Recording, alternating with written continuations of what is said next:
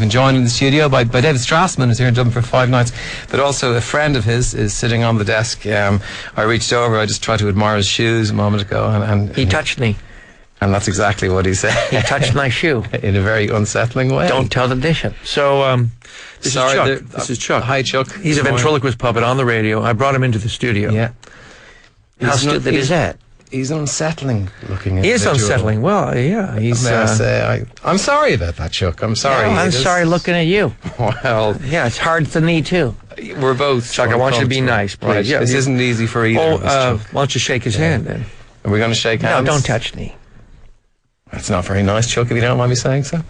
He's rude, but that's the psychology of his character. It's one of the etiquettes of radio is shaking hands with the guests. I just can't believe that an interview could start this badly. Well, here, I'll hold the hand. Here, I'll hold the hand out. There we go. You want to abuse him?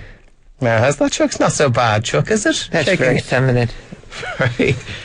I was going easy on you because I didn't want to hurt your hand. You have a small enough hand, Chuck, if you don't mind. It's a carved hand. Right. It's actually made of rubber. As hands go, I've seen more macho hands, Chuck, so my apologies. He travels everywhere with you, does he? Only when I'm doing interviews, yeah. Yeah. No, I try to keep the ventriloquism, the character separate from my personal life. Right. Otherwise, I'd go crazy. Well, you would, wouldn't you? Yeah. Well, people say, I mean, there's a part in my show I do 7 voices at once, all interacting very well. Well. But, people say, well, do you suffer from multiple personality disorder? Yeah. He actually enjoys it. And I make a living from it, yeah. I play with dolls for a living. Well, I get paid for it. It's wonderful, isn't it? I know this is a stupid question, but the throwing your voice, how? Because you have... His lips just He's just done it there. If you were watching on newstalk.ie, he just did it. What did I do? You threw your voice. You made the dunny talk, yeah. No, basically, it's an illusion, is what it really is. There's no such thing as physically taking your voice and moving it to, let's say, 3 meters across the room. It's impossible. But it's an illusion, and it's the illusion of misdirection and the suspension of disbelief. Here we are in the studio. You're looking at me, and now while I'm talking to you, Chuck is looking around, right? So, he is. So right now you believe there's a living, breathing entity. I do. Sitting here. I am alive. Yeah. And I shall kill you. No, Chuck. No, Chuck. No. Don't be threatening. Don't be threatening. So what happens is when my mouth doesn't move and his does, the human brain automatically associates the voice emanating from that mouth, from the puppet that's talking. And so that's the grand illusion of ventriloquism. And you've seen those illusions in the paper, the optical illusions. It's the same thing. So your eye is just going to the mouth that's right. open. So when I talk, is this a one-man show or two-man show? It's one man doing a two-man show. Isn't it 2 men doing a one-man show? Actually, it's 1 man and 1 puppet doing a one-man show. What are you saying? You know what I'm saying? You saying what I think you're saying? You know exactly what I'm saying. I'm not sure. What are you saying? I'm just saying. So that fast interplay, did your eyes go back and forth, back and forth? Back and forth all the time. Yeah, you're easy. He's an easy mark is what he is. Easy mark, how dare you. How very dare you. This show you do is very complicated though, isn't it? It's a full-on production. We arrived on Friday to get set up for tonight's performance. Basically, I have 6 major characters in the show, but Chuck wants to commit mutiny because he hears I'm going to retire. And if he retires, I die. So he bribes the other puppets to join them in a mutiny. And when I find this out, I wish they never existed in a fit of anger. And using the magic of theater, I travel into a wormhole into another reality where my puppets don't exist, but they do without my influence. It's kind of like It's a Wonderful Life. Yeah. So, I have to find my way back to this universe, and it's a whole alternate universes and an amazing production. We have huge video screens which project all the places where we're at and then the places I travel. So I do traditional hand-up-the-bum ventriloquism. I resemble that, Mark. The moment you said hand up the bum, I could sense Chuck's discomfort. Well, actually, that was my discomfort, and I put it out through him. Wow. It's transference. He's transferring very well. Yeah. So that's amazing. But I do practice safe ventriloquism. Right. Well, I'm wearing a rubber glove, of course. Okay, good. I'm glad to hear that. Can't be too sure in this day and age. No, you certainly cannot. Yeah. God knows where he's been. You're right, Chuck. So you have this amazing show with TV screens, and cause this is what people say about you, that you've taken ventriloquism into the 21st century. You're really pulling and it's not just... it's not a guy standing there in front of a curtain singing stupid songs. Row, row, row.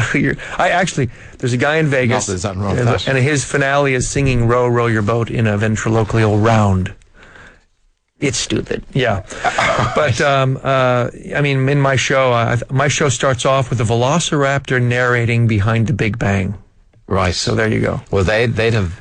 Don't come to the show straight. They'd have a vested interest in the Big Bang, wouldn't they, velociraptors? Know what happens next. But some of the things, I hear rumours that you broke into NASA to get ideas for. Well, in 1986, when I had hair, I was really bored with what I was doing, and I couldn't see where ventriloquism was going. And, you know, you think about it. If someone were to say, hey, you want to go see a ventriloquist tonight or get a tooth pulled, I'd pick the dentist. Because it just has this association with the worst arts, you know, mimes, jugglers. And so I quit for a year. And in that year, I've always flown radio control airplanes. It's one of my hobbies.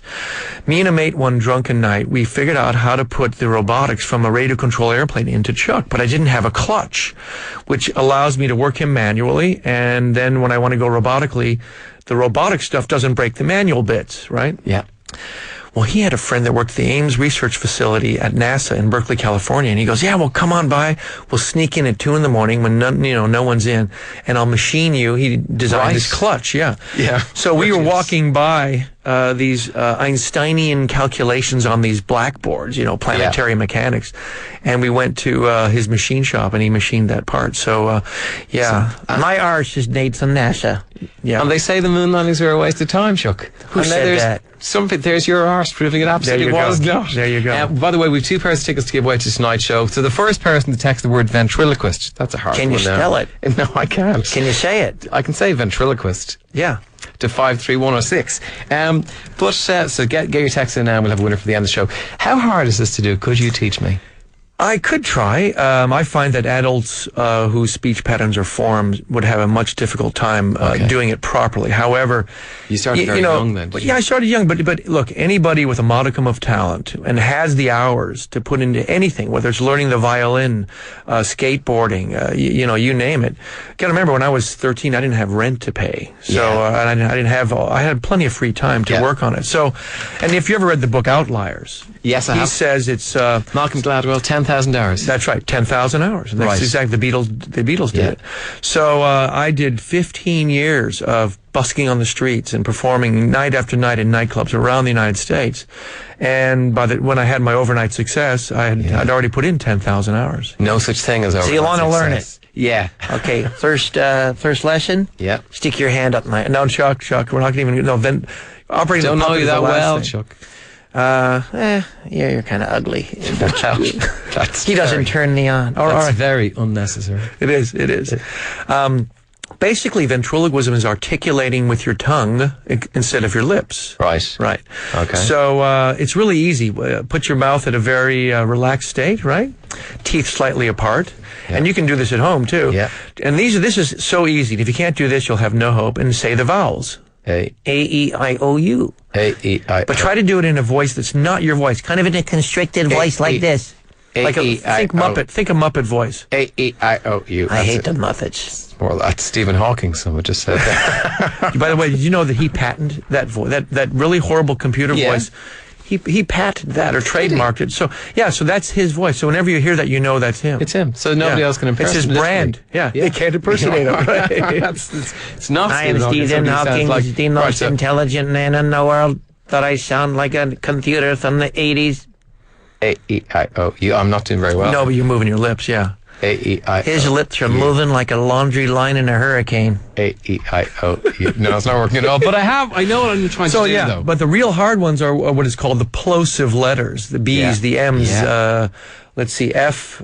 Here, Chuck, say bottle of beer. It's easy. Gottle of gear. Gottle of gear. Like I'm going to do that. What am I, your monkey? So that's what am I, your dancing monkey? Do you ever fall out? That's a relationship. Yeah. I mean, the psychology of ventriloquism. Do I ever hit? I have. I've slapped him up the side of the head before. And Chuck, I'm taking my revenge. Yeah. Chuck, I can understand why. I don't feel so good. Yeah, well. David. Oh, Chuck. Oh, come on, Chuck. Please, not in the radio studio. After getting sick on this. I had a late night. I had a late night last night at Temple Bar. Okay, all right, come on, please. Show in here now. Let me get some. We need a tissue. Lunchtime has to come in here. I can't believe Tom, it. I can't do that. Go and vomit. I'm sorry. It's pine sap. A new low. Honest to God. Well, how do you share a stage with this man? He's appalling. David, he's appalling. He's a puppet. He's not appalling. I'm not real, Tom. He's an appalling puppet. David, Weren't you in a boy band years ago? No. Yeah, you were. Yeah, I wasn't. Yeah, what is it called? Take This? No, I wasn't. Yeah. No, I was in Lads. Thank you very much for coming in tonight. David Strassman, it's nice. The first of 5 nights in the Olympia. Yeah, it's a brilliant venue. I look forward to it. My Thanks pleasure. very much. We'll clean up the desk in a second. Yeah, right.